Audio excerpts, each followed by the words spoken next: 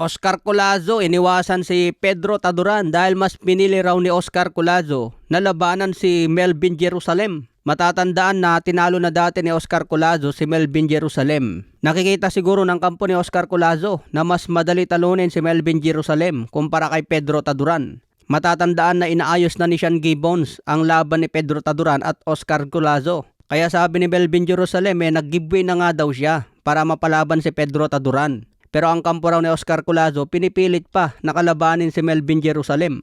Matatandaan may nadisgrasya si Pedro Taduran na isang Japanese. Ito ang laban niya noon kay si Joka. Na-hospital si Joka matapos ang laban dahil nagkaroon ng koma. Kaya napapaisip na rin siguro ang kampo ni Oscar Collazo na mahirap kalaban itong si Pedro Taduran. Si Pedro Taduran ang tinatawag nila ngayon na boogeyman sa minimum weight division. Hawak ni Collazo ngayon ang Unified WBA and WBO belt, habang hawak ni Pedro Taduran ang IBF at hawak ni Melvin Jerusalem ang WBC.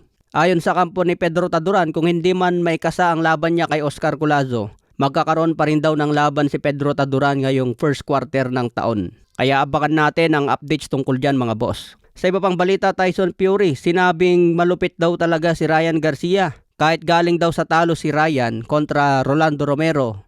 Pagbalik ni Ryan Garcia, isang world title fight na naman ang laban kontra Mario Barrios. Ganon daw po katindi si Ryan Garcia.